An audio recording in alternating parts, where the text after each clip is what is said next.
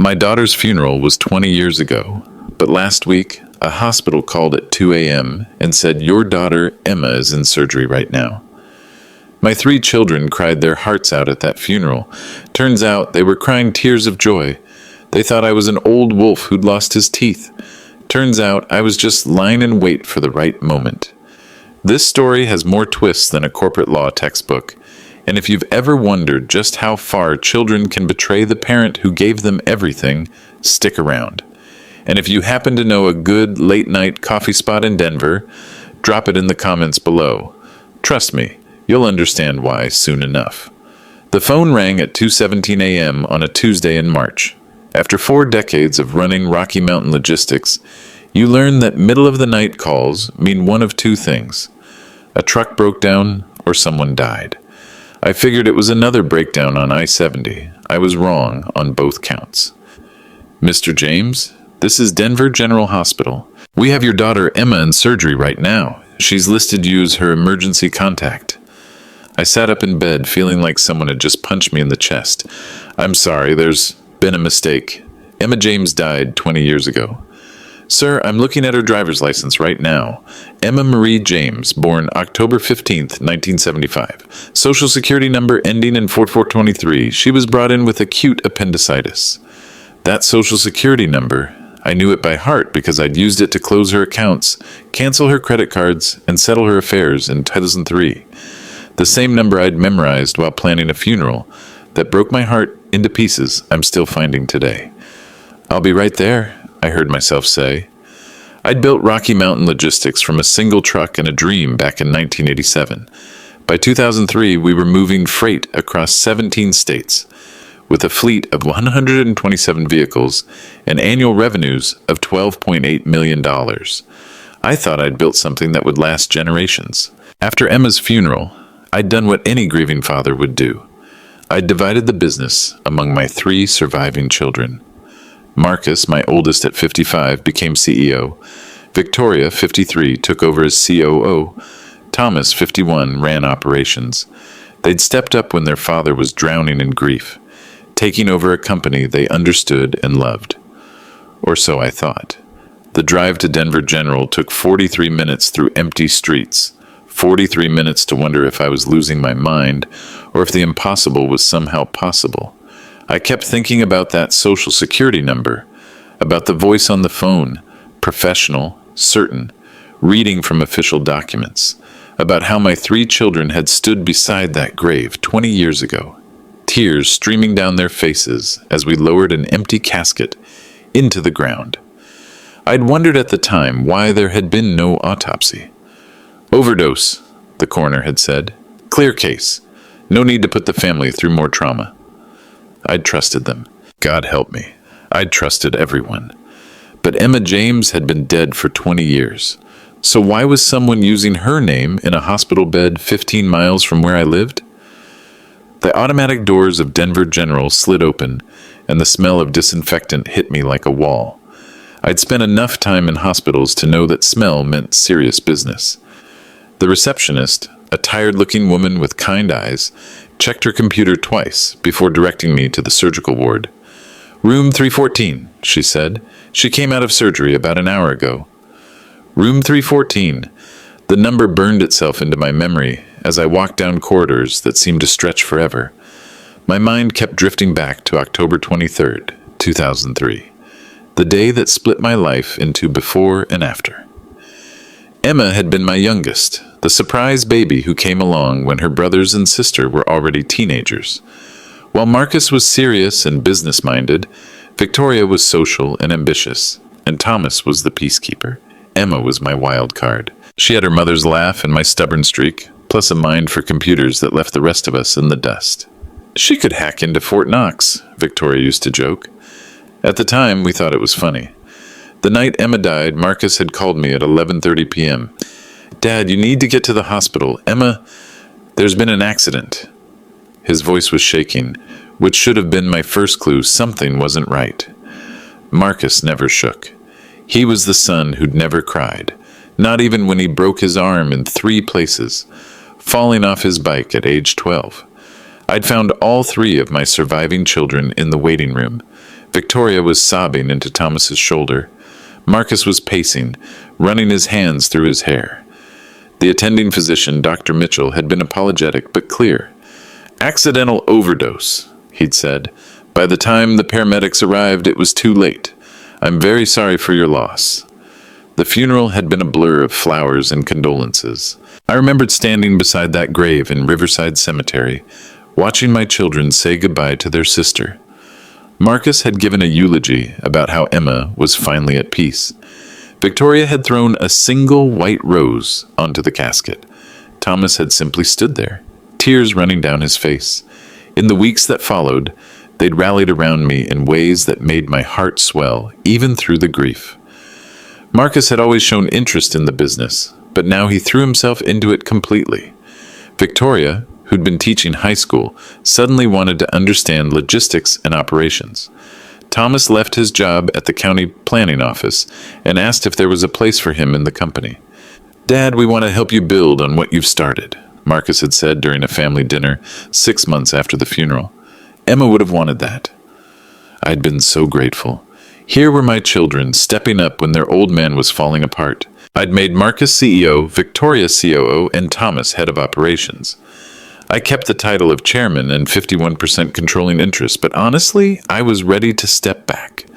Let the next generation take over. That had been 20 years ago. 20 years of watching my children run the business with what I thought was competence and dedication. Revenue had stayed steady around $12.8 million annually. The fleet had grown to 156 vehicles. We'd expanded into 3 new states. But now, standing outside room 314, I was starting to remember things that hadn't seemed important at the time. Like how quickly Dr. Mitchell had signed the death certificate. How there had been no autopsy, despite Emma being only 28 years old with no history of drug use. How Marcus had insisted on handling all the arrangements, saying I was too grief-stricken to deal with the details. How Victoria had suddenly been able to afford that expensive house in Cherry Creek 6 months later, claiming she'd gotten a great deal on a foreclosure. How Thomas had started driving a brand new truck, saying he'd gotten a promotion at work. I'd been too broken to ask questions, too trusting to demand answers, too much of a father to suspect my own children of anything more complex than stepping up during a family crisis. My hand hesitated on the door handle of room 314. Behind this door was either proof that I was losing my mind, or proof that everything I'd believed for 20 years was a lie.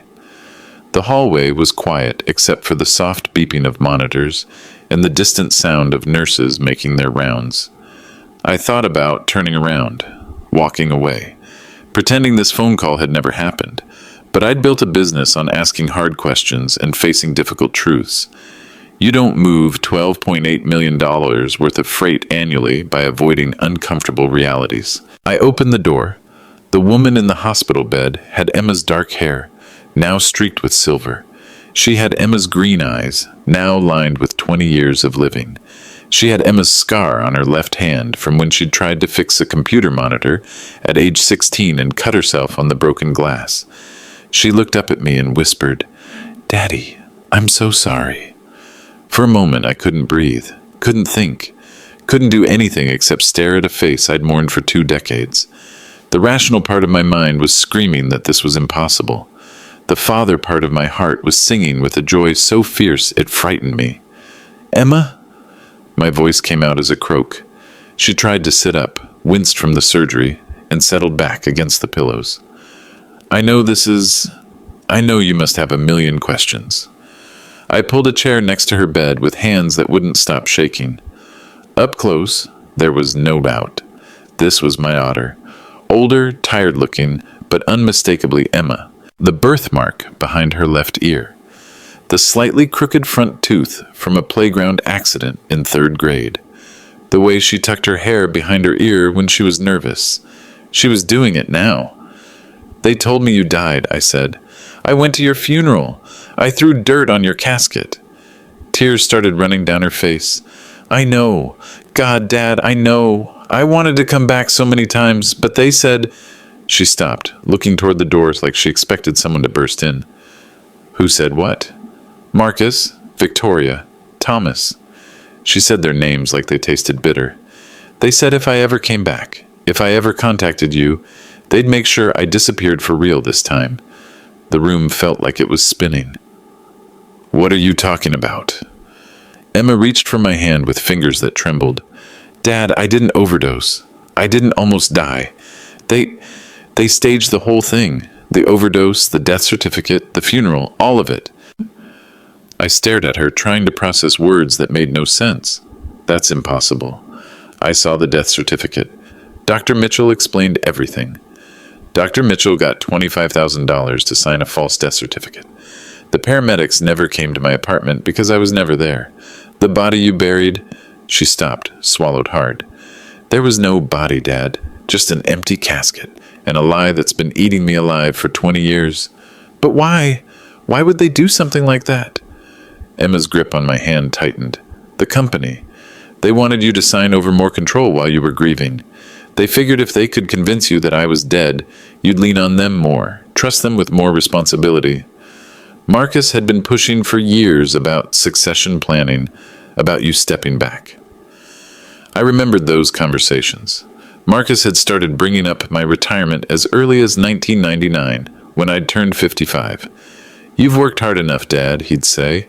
Time to let the next generation take over? I'd always brushed him off, saying I wasn't ready. But after Emma's death, I'd been ready to sign over anything if it meant not having to think about business decisions while my heart was breaking. They got what they wanted, Emma continued. You made Marcus CEO, Victoria COO, Thomas head of operations.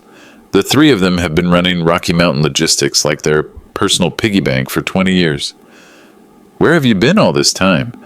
Living under the name Sarah Michelle Collins in a little town outside Santa Fe. I got into software development, built a small business doing cybersecurity consulting.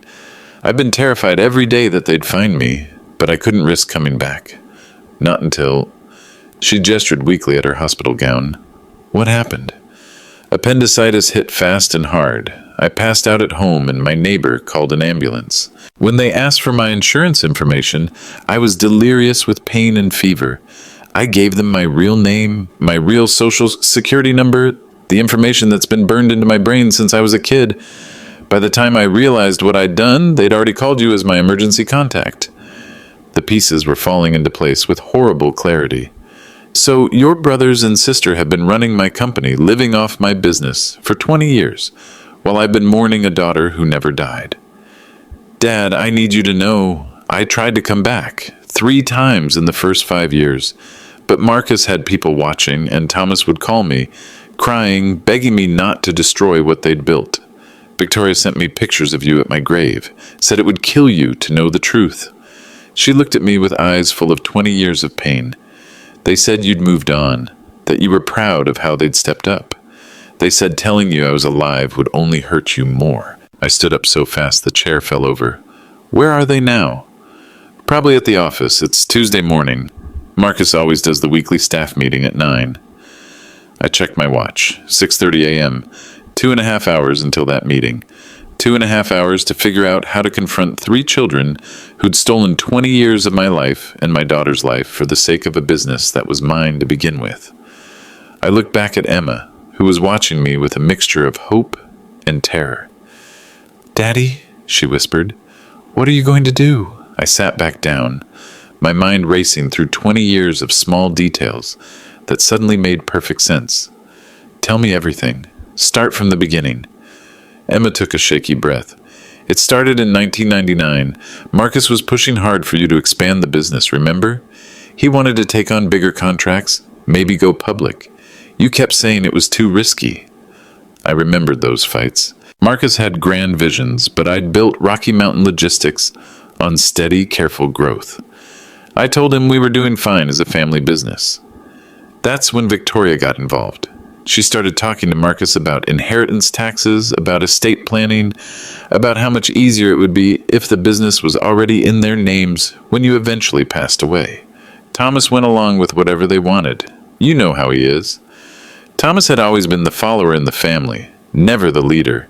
Sweet kid, but he'd follow his siblings off the cliff if they convinced him it was a good idea. In early 2003, Marcus came to me with this crazy idea. He said the business was worth more than we knew, that there were opportunities you were missing because you were too conservative. He wanted my help with the computers, the financial records. He said if we could show you some creative accounting, you might be more willing to expand. Creative accounting. The words left a bitter taste in my mouth.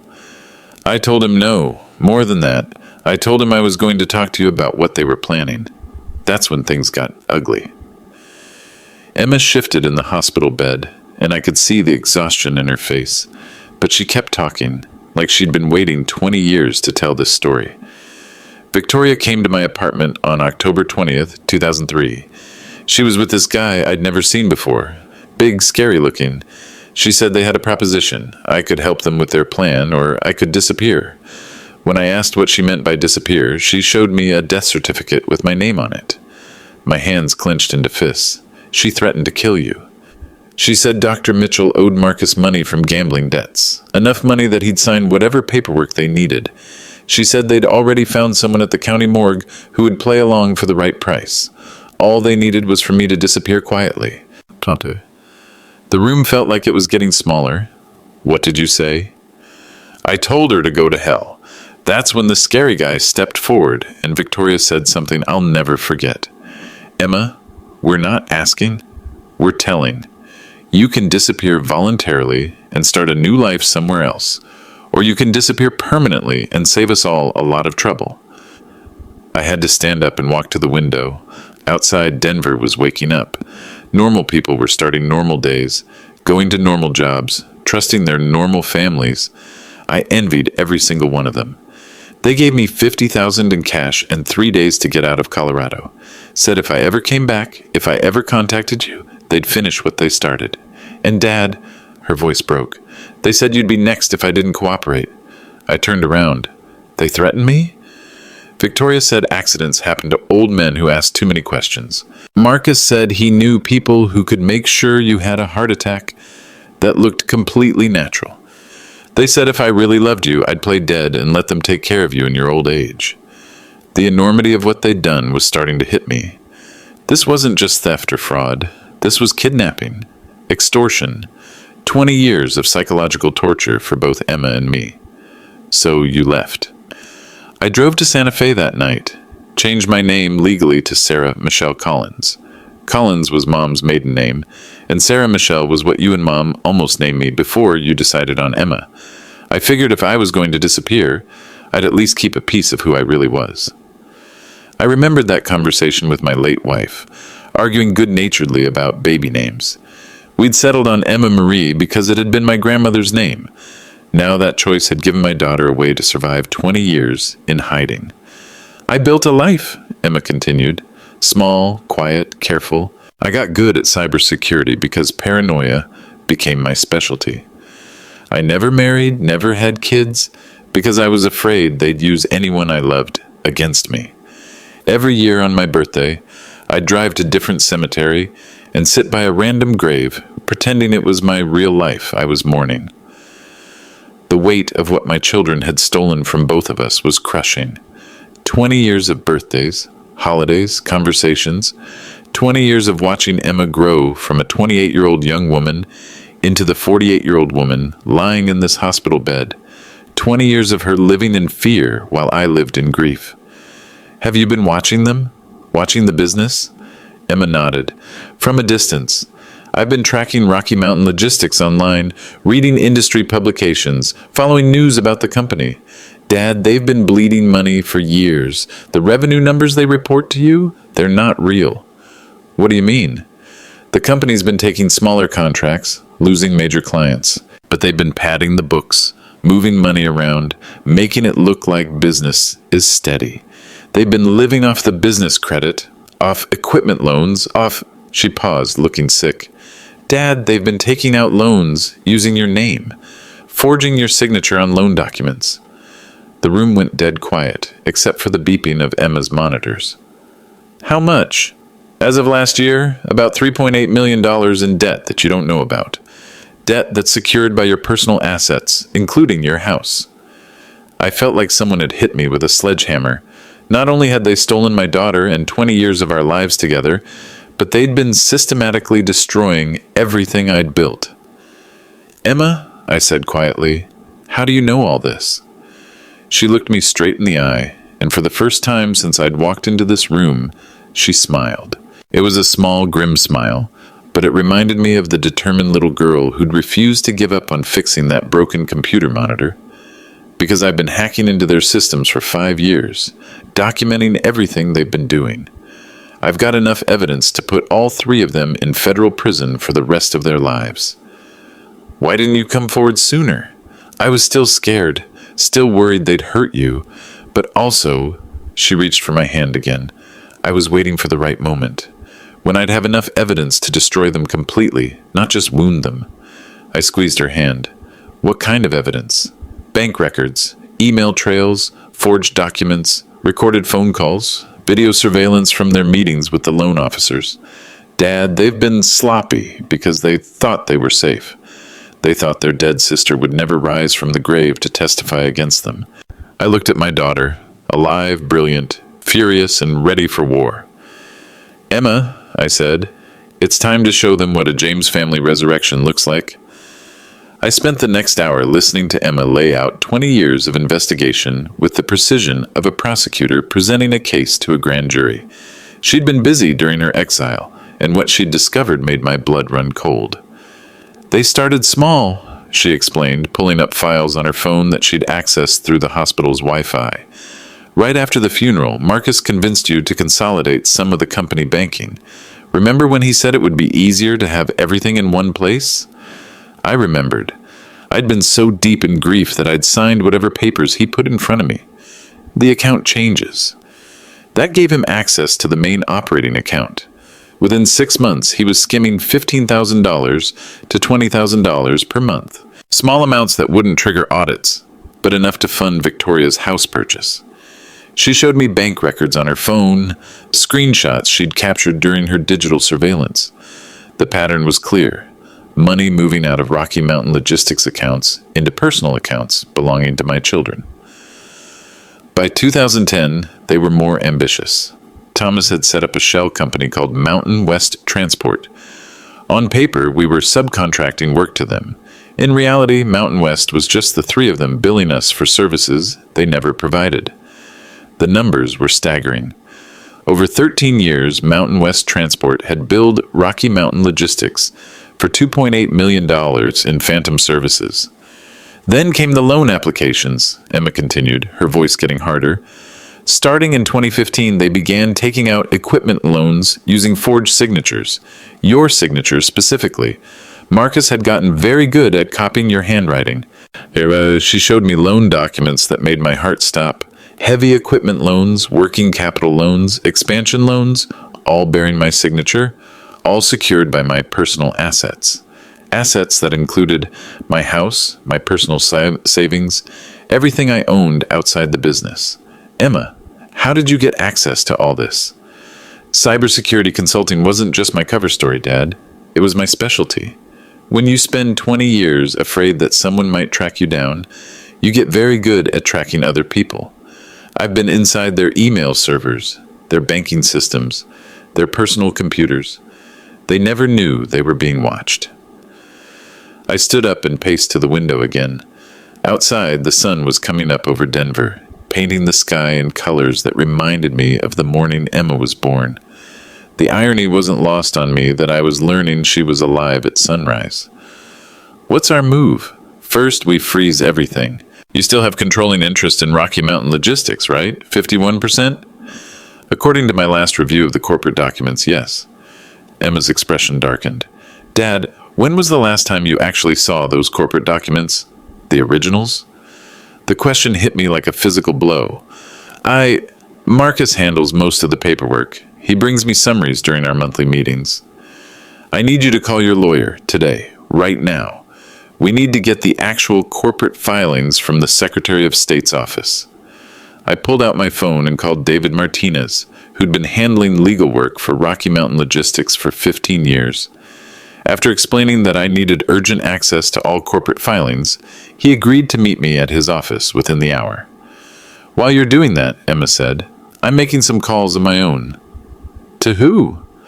I've been working with someone at the FBI for the past 3 years, Financial Crimes Division.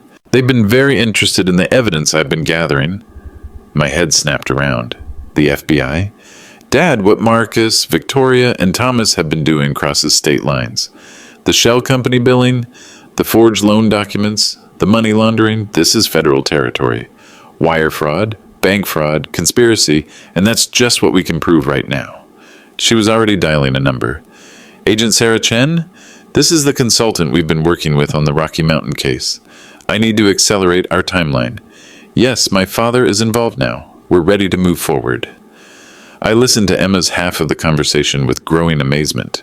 This wasn't the scared young woman who'd been driven into hiding 20 years ago. This was a professional investigator who'd spent 2 decades building an airtight case against her own siblings. Agent Chen will meet us at your lawyer's office in 2 hours, Emma said after ending the call. She's bringing the federal prosecutor who's been waiting to file charges. Emma, are you telling me you've been working with the FBI for 3 years? I approached them in 2018 after I'd gathered enough evidence to prove a pattern of fraud, but I wasn't ready to come forward as a witness because I was still afraid of what Marcus and Victoria might do. So I became an anonymous consultant, helping them build a case. She pulled up another file on her phone. Look at this. This is from Marcus's email from last month. The email was from Marcus to Victoria, subject line, Dad's getting suspicious. Victoria, Thomas mentioned that Dad was asking more questions about the quarterly reports. He specifically wanted to know why we're showing steady revenue when he's hearing from industry contacts that several companies are struggling. We need to be more careful about the numbers we show him. Maybe it's time to consider the contingency plan we discussed. My hands were shaking as I read. Contingency plan?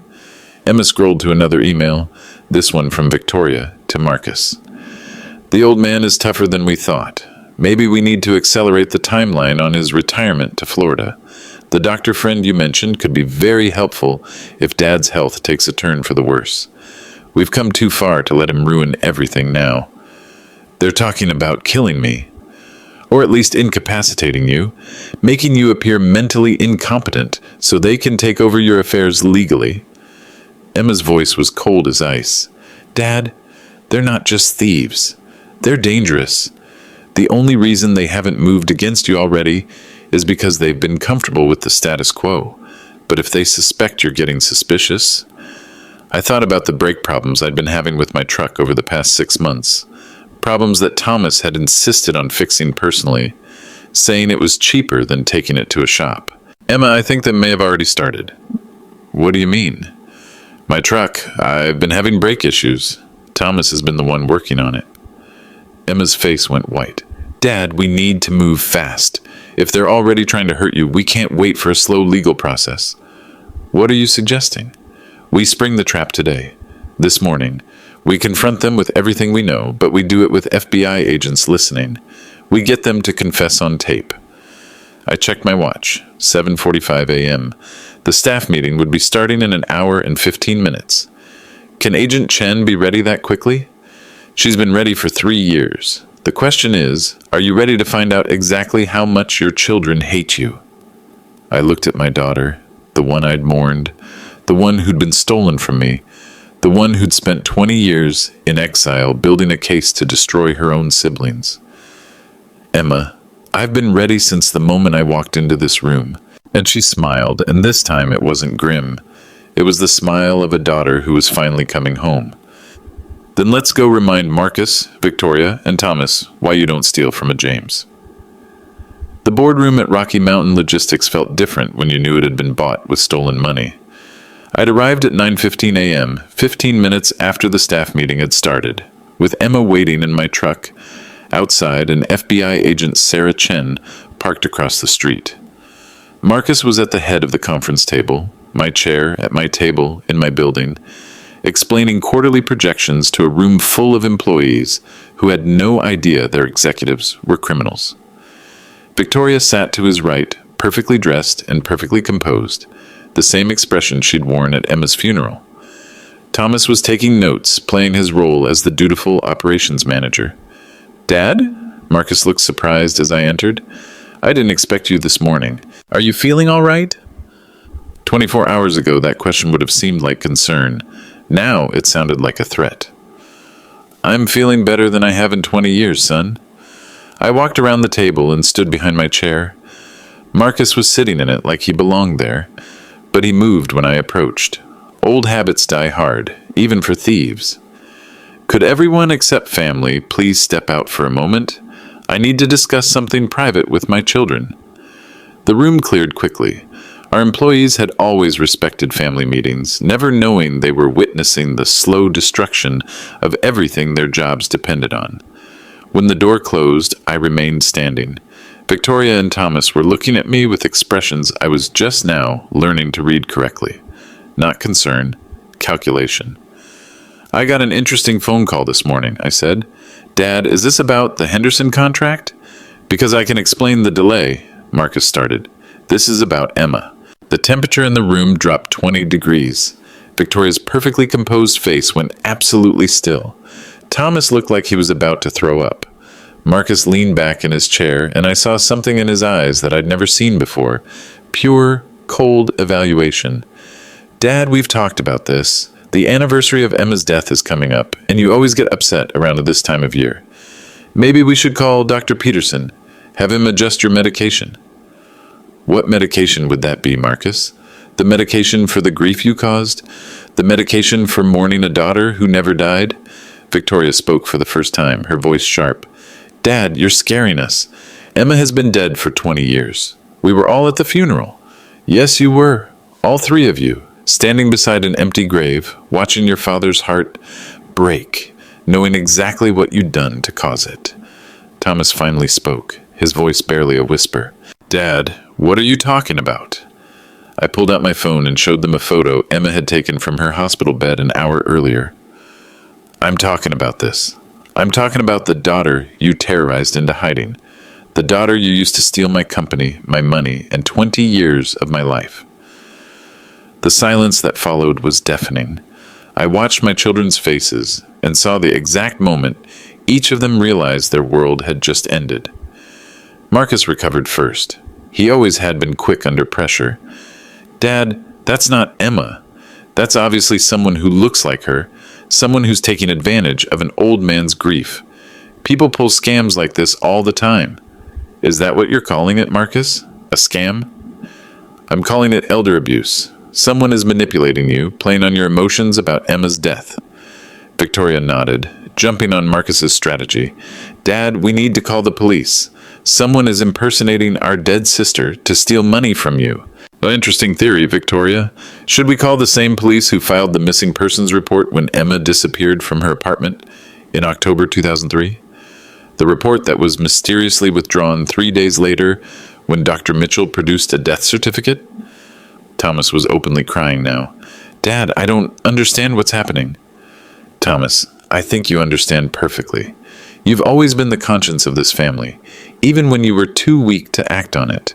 You've spent 20 years knowing exactly what happened to Emma, and it's been eating you alive.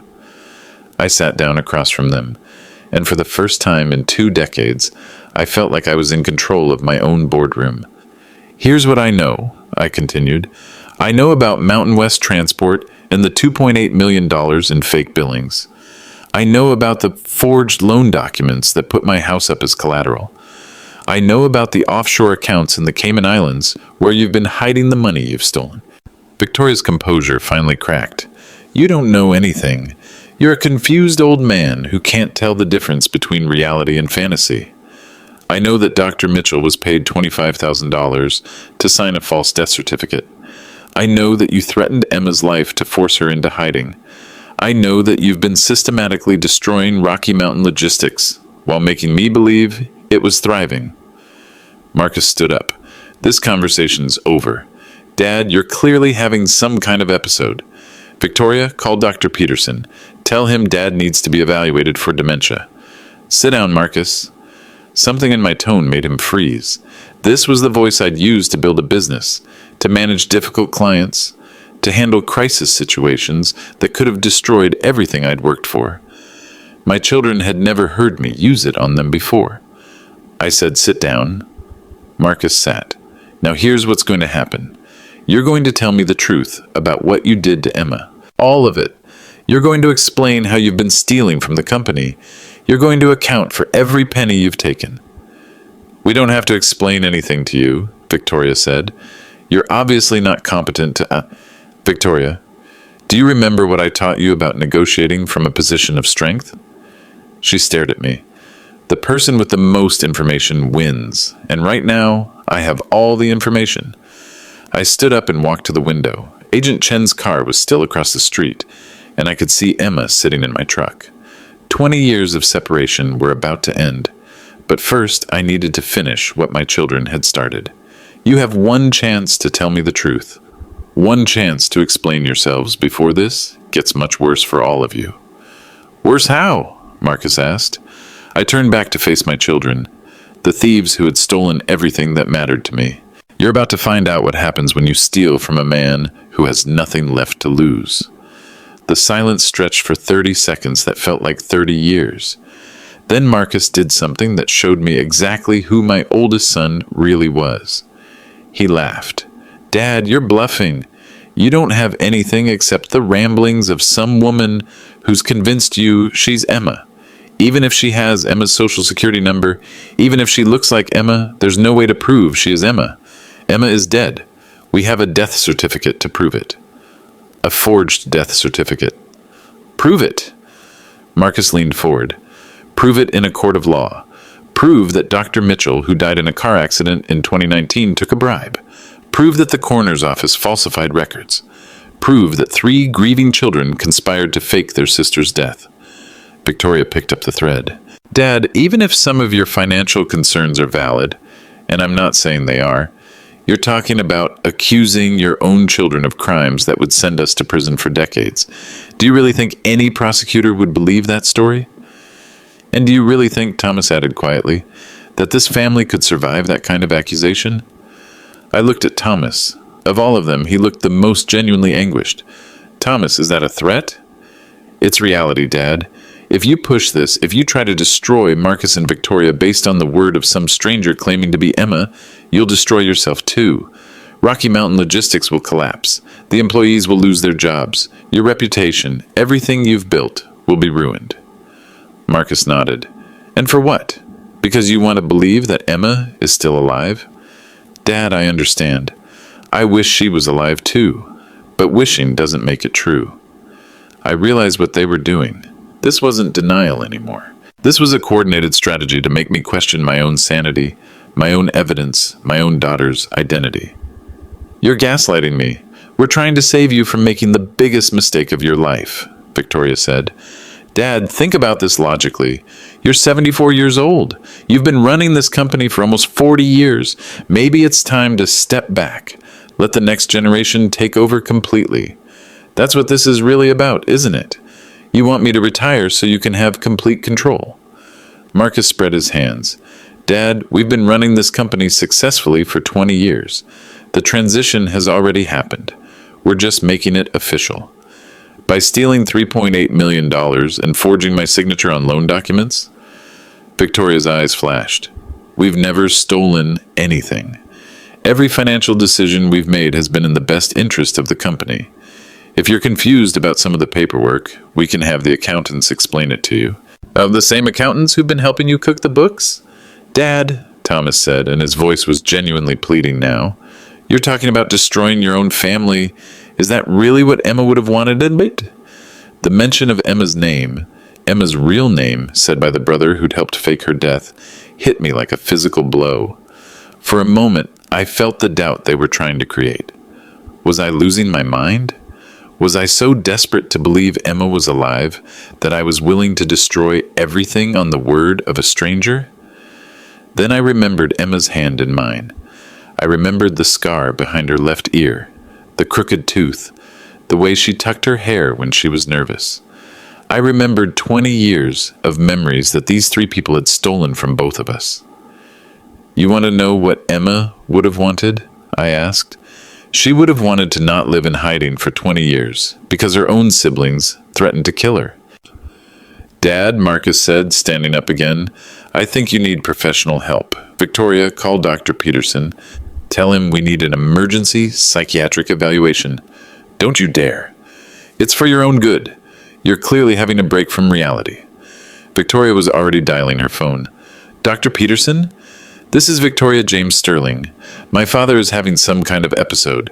He's making wild accusations, talking about seeing dead people. We need you to come to the office right away. I watched my daughter make arrangements to have me declared mentally incompetent, and I realized this had always been their backup plan. If I ever got too close to the truth, they'd simply have me committed. Dr. Peterson will be here in 20 minutes, Victoria announced. Dad, I'm going to need you to stay calm until he arrives. And then what? He declares me mentally unfit and you three take over my affairs completely? We take care of you, Marcus said. The way we've been taking care of you for 20 years. Thomas was crying again. Dad, we love you. We're trying to protect you. Protect me from what? From learning that my own children are criminals? Protect you from yourself, Victoria snapped. From this obsession with Emma that's destroying your ability to think clearly. I looked around the boardroom, my boardroom, in my company, paid for with my sweat and dreams, and saw 3 people who were about to take everything I'd ever worked for and lock me away as a confused old man. You think you've won, I said. There's nothing to win, Dad, Marcus replied. There's only family, taking care of each other. I walked toward the door, then turned back. You know what the difference is between you and me? They waited. You're thinking like criminals who've been caught. I'm thinking like a businessman who's about to close the biggest deal of his life. What's that supposed to mean? Victoria asked. I smiled. The first genuine smile I'd felt in years. It means you've been so busy trying to gaslight me that you forgot to ask the most important question. Which is, if Emma really is alive, if she really has been gathering evidence against you for 20 years, if she really has been working with federal investigators to build a case. I paused. Where do you think she is right now? The color drained from Marcus's face. Dad, what have you done? I haven't done anything, son, but Emma has been very busy. I opened the boardroom door and Agent Sarah Chen walked in, followed by Emma and 2 other FBI agents. Marcus James, Victoria James Sterling, Thomas James, Agent Chen announced.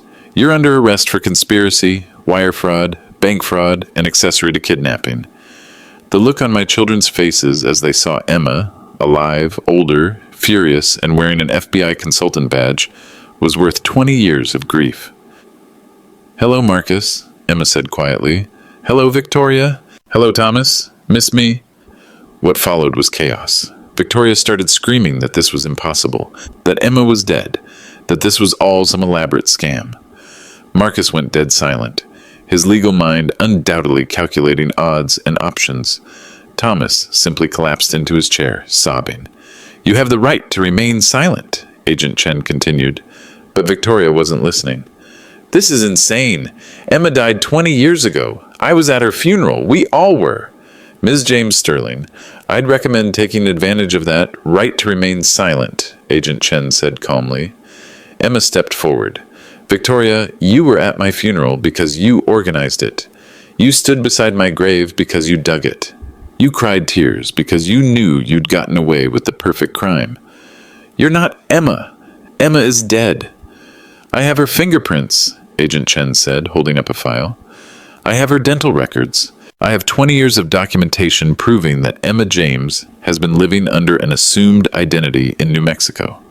I also have 3 years of recorded conversations between Emma and this office, documenting the ongoing criminal enterprise you've been running.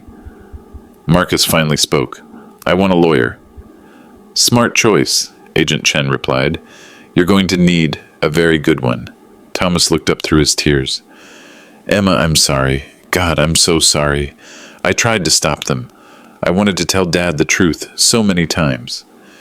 But you didn't, Emma said. Her voice was steady, but I could hear 20 years of pain underneath it. You let me live in hiding while you helped them steal from our father. I was scared. They said they'd hurt you if I said anything. They said they'd hurt Dad. So instead, you helped them forge loan documents. You helped them create false billing records. You helped them plan our father's murder. Thomas's head snapped up.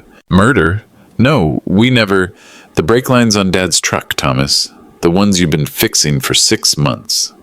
Agent Chen opened another file. We had the truck towed and examined by federal investigators this morning. The brake lines show clear evidence of deliberate sabotage. Victoria was staring at Marcus. You told me you were just loosening them a little. You said you wanted Dad to have a small accident that would make him more dependent on us. Shut up, Victoria, Marcus hissed. Marcus, you told me he'd just end up in the hospital for a few weeks. I said shut up. But Victoria was past listening to her older brother. 20 years of following his lead had just collapsed around her, and she was in full panic mode. Agent Chen, I want to make a deal. I'll tell you everything Marcus planned, everything he made us do. I never wanted to hurt anyone. I just wanted Dad to retire so we could take care of him properly. By stealing $3, $8 million from his company. That wasn't stealing. That was just restructuring the business to be more efficient. Emma laughed, but there was no humor in it. Victoria, you threatened to kill me. You forced me to abandon my entire life. You made our father grieve for a daughter who never died. And you did all of that to steal money. We did it to save the family business. Dad was too conservative. He was missing opportunities. We were making the company more profitable. By running it $3.8 million into debt, Agent Chen stepped in. Ms. James Sterling, anything you say can and will be used against you. If you want to make a statement, you can do it through your attorney. But Victoria was beyond reasoning now.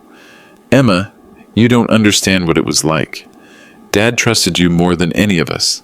You were always his favorite. When you started asking questions about the business, when you threatened to tell him about the financial restructuring, Marcus said we had to do something drastic. So you chose to fake my death. We chose to save the family. Marcus was glaring at Victoria with pure hatred. Victoria, for the love of God, stop talking. But Thomas had found his voice too. No, Marcus, I'm tired of keeping secrets. I'm tired of lying to Dad. I'm tired of living with what we did. He turned to Agent Chen. I want to cooperate fully. I'll tell you everything. The planning, the execution, the cover-up, all of it. I'll testify against Marcus and Victoria if it means my father and Emma can have some peace. Emma walked over to me and took my hand. Dad, are you ready to hear the whole truth? I squeezed her hand. I've been ready for 20 years, sweetheart. Agent Chen nodded to the other agents. Read them their rights and get them out of here. I want full statements from each of them separately. As my 3 eldest children were led away in handcuffs, Emma and I stood alone in the boardroom of Rocky Mountain Logistics. Dad, she said quietly, what happens now? I looked around the room that had been the center of my life's work, now revealed as the headquarters of a 20-year criminal conspiracy run by my own children. Now, I said, we rebuild everything they destroyed. The federal building in downtown Denver felt like a tomb, as Emma and I sat in a conference room, waiting to hear what the next chapter of our lives would look like. Agent Chen had spent 6 hours taking statements from Marcus, Victoria, and Thomas. Now she was ready to brief us on what the FBI had learned. The good news, Agent Chen began, is that we have enough evidence to prosecute all 3 of them successfully. The bad news is that the financial damage to Rocky Mountain Logistics is extensive. She spread documents across the table. The total amount of fraudulent activity we can prove is $4.2 million over 20 years. That includes the shell company billing, forged loans, diverted company funds, and personal expenses charged to business accounts. I stared at the numbers. $4.2 million. Your children were very systematic in their approach. They never took large amounts at once, which helped them avoid detection, but the cumulative effect has been devastating. Emma picked up one of the bank statements. What's the company's current financial position? Rocky Mountain Logistics has $347,000 in cash on hand and $3.8 million in debt secured by your father's personal assets. The company is technically insolvent.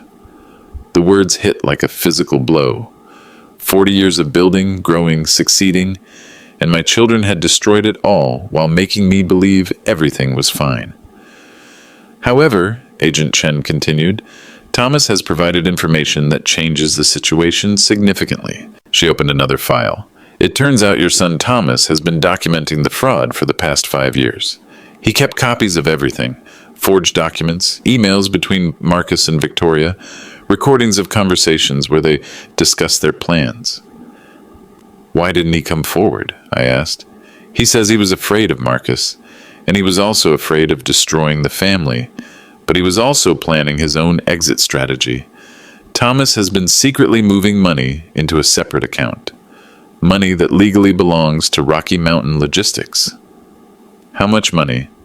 $2.1 million, enough to keep the company operational while we sort out the rest of the financial mess. I looked at Emma. Thomas was embezzling too? Actually, Emma said, Thomas was protecting company assets. I've been monitoring his activities for 3 years. Every time he moved money into that separate account, he documented it as emergency reserves pending audit. He was building a case file just like I was. Agent Chen nodded. Thomas wants to return all the money and cooperate fully with prosecution. He's also willing to testify against Marcus and Victoria in exchange for a reduced sentence. What kind of sentence are we talking about for Marcus and Victoria? Federal wire fraud, bank fraud, and conspiracy charges typically carry 10 to 20 years each. Given the amount of money involved and the duration of the conspiracy, they're looking at significant prison time. Emma leaned back in her chair. What about the kidnapping charges? The threats against me? That's where things get complicated. The statute of limitations has run out on the original threats and forced disappearance. However, the ongoing nature of the conspiracy, including the recent attempts to sabotage your father's truck, gives us grounds for continuing criminal enterprise charges. English, please, I said. Under RICO, the Racketeer Influenced and Corrupt Organizations Act, we can prosecute them for running a criminal organization over time. RICO carries much heavier penalties, including asset forfeiture. Meaning we can seize every asset they purchased with stolen money. Victoria's house, Marcus's investment accounts, the cars, jewelry, everything. Those assets will be sold, and the proceeds will go back to Rocky Mountain Logistics. I felt something I hadn't felt in 24 hours. Hope. How long will this process take? With Thomas's cooperation and Emma's evidence, we can move quickly. I expect to have plea agreements from Marcus and Victoria within 60 days, full restitution and asset recovery within 6 months. Emma took my hand. Dad, there's something else we need to discuss. What? The future of Rocky Mountain Logistics. Even with the money Thomas saved and the restitution we'll get, the company has been damaged. We've lost clients, the fleet needs updating, and the industry has changed a lot in 20 years. I'd been thinking about this during the long hours of FBI interviews and legal discussions. What do you suggest? I suggest we start over. Clean slate, new name, new approach, new values. Agent Chen gathered up her files. I'll leave you two to discuss the business decisions, but I will say this. What your children did to you, to Emma, and to your company was monstrous. But the way you've handled learning the truth, the way you've fought back, the way you've supported each other, that's what real family looks like. After Agent Chen left, Emma and I sat alone in the conference room. 20 years, I said. 20 years, she agreed. I missed your 30s and 40s. I missed watching you build a career, find your path, become the woman you are now. And I missed being your daughter during the years when you needed family support the most. What? We sat quietly for a while, both of us processing the enormity of what we'd lost and what we'd found. Emma, what do you want to do now? She smiled, the first completely happy smile I'd seen from her since walking into that hospital room. I want to build something with my father. Something honest, something that helps people, something that Marcus and Victoria and Thomas can never touch. What would you call this new company? How about James and Daughter Transport? Has a nice ring to it. I reached across the table and shook my daughter's hand. Ms. James, you've got yourself a business partner. 3 weeks later, I was sitting in the same conference room when Agent Chen delivered news that changed everything I thought I knew about the past 5 years. Mr. James, there's something about Emma's role in this investigation that I need to clarify. Emma was beside me, and I noticed she had gone very still. What do you mean? Agent Chen opened a file I hadn't seen before. When Emma first contacted us in 2018, she wasn't just offering to be an anonymous consultant. She was recruited to be a federal informant. I looked at Emma. What does that mean?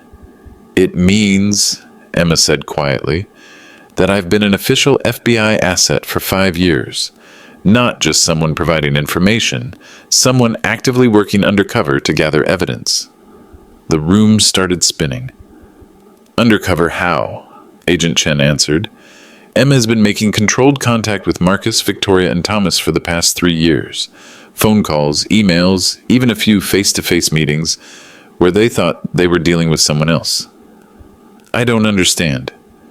Emma took a deep breath. Dad, remember when Thomas started getting nervous about 3 years ago? When he started acting guilty and scared all the time? Yes, that's because I started contacting him. I used voice modification software to disguise my identity, and I told him I was an investigator who knew about Emma James's disappearance. I said I was building a case, and he could either cooperate or go down with Marcus and Victoria. My mind was reeling. You were blackmailing your own brother? I was offering him a way out, and it worked. Thomas started documenting everything Marcus and Victoria were doing. He started saving money to return to the company. He started building the case that ultimately brought them down. Agent Chen continued. 3 months ago, Emma made direct contact with Victoria, claiming to be a forensic accountant investigating Rocky Mountain logistics for potential investors. Victoria was so panicked about someone examining the books that she called Marcus immediately. That phone call, which we recorded with Emma's help, contained full confessions about the false death certificate, the embezzlement, and their plans to have you declared mentally incompetent. You recorded them confessing? Emma nodded. Dad, everything they said to each other over the past 3 years, every plan they made, every crime they admitted to, we have it all on tape.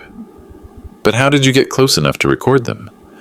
Because, Agent Chen said, Emma has been living in Denver for the past year. She moved back to Colorado under federal protection, working as our inside asset while building a new identity that Marcus and Victoria would never suspect. I stared at my daughter. You've been in Denver for a year? 6 blocks from your house, Dad.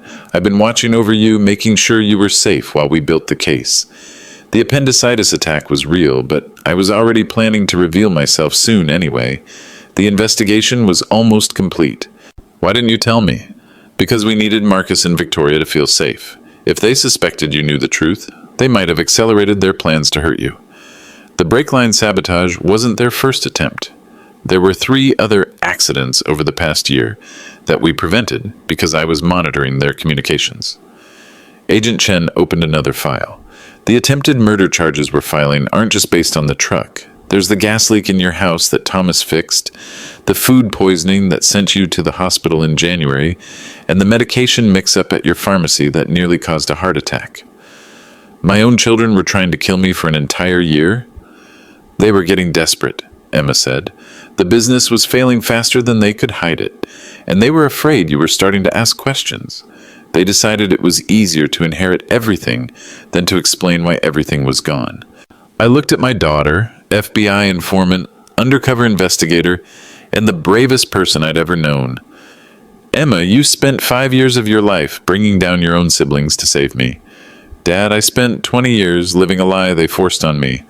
The last 5 years have been about taking my life back and protecting the father I never stopped loving. Agent Chen smiled. Mr. James, your daughter is one of the finest assets the FBI has ever worked with. She single-handedly built the case that's going to put Marcus and Victoria away for 25 to 30 years. I reached for Emma's hand. How many more surprises are you hiding? Just one, she said. I've been accepted to law school. I start next fall. Turns out 5 years of working with federal prosecutors is excellent preparation for the LSAT. Law school? I figure after everything I've learned about the justice system, I might as well make it official. Someone needs to help other families who go through what we've been through. I smiled through tears. I hadn't even realized I was crying. Your mother would be so proud. I hope so, Dad. I really hope so. 6 months later, I was standing in the offices of James and Daughter Transport, watching Emma coordinate our first major contract. The company was smaller than Rocky Mountain Logistics had been, but it was clean, honest, and profitable. Marcus was serving 15 years in federal prison. Victoria got 18 years, plus full restitution. Thomas received 5 years probation and 2,000 hours of community service in exchange for his cooperation. He was working at a nonprofit that helped senior citizens avoid financial fraud. "Dad, the Henderson Group wants to expand their contract," Emma called from her desk. "Looks like we're going to need 3 more trucks. Can we afford them?" "Between the restitution money and our profits, yes. We can afford them, the drivers, and the insurance." I walked over to her desk and looked at the contract proposal. Clean numbers, honest projections, no hidden fees or fraudulent billing. It felt good to run a business with integrity again. "Emma, what do you think about bringing on some new drivers?" "I think we should hire people who need second chances. Veterans, people getting out of prison, people who've made mistakes but want to rebuild." "Like Thomas?" "Like Thomas. Dad, he called yesterday. He wants to know if there might be a place for him here when his community service is finished." I considered this. Thomas had spent 20 years helping his siblings steal from me, but he'd also spent the last 5 years trying to make it right. "What did you tell him?" "I told him we'd talk about it as a family." The word family didn't hurt anymore. It meant something different now. Not automatic trust based on blood, but earned trust based on actions. "I think," I said, "that everyone deserves a chance to earn their way back." Emma smiled. "Even after everything he did?" "Especially after everything he did. That's what real strength looks like. Not punishing forever, but requiring real change." My phone buzzed. A text from Thomas. "Dad, I know I have no right to ask, but would you like to have coffee sometime? I have a lot of apologies to make and a lot of amends to offer." I showed the message to Emma. "What do you think?" I asked. "I think," she said, "that some wounds can heal if people are willing to do the work." I typed back, "Saturday, 2 p.m., the coffee shop on Colfax. Emma will be there too." Outside the windows of James and Daughter Transport, Denver was bustling with afternoon traffic. Trucks were moving cargo, families were going home to dinner, children were playing in parks. Normal life, honest life, the kind of life Emma and I had fought to reclaim. "Dad," Emma said, "I'm proud of what we built together." "Me too, sweetheart, me too." If you're dealing with family betrayal, know that justice is possible and healing is real. Sometimes the hardest battles are worth fighting, especially when you're not fighting alone. And if you know any good late-night diners in Denver that serve decent pie, let me know in the comments. Emma and I have a lot of years to catch up on, and that's going to take some serious fuel.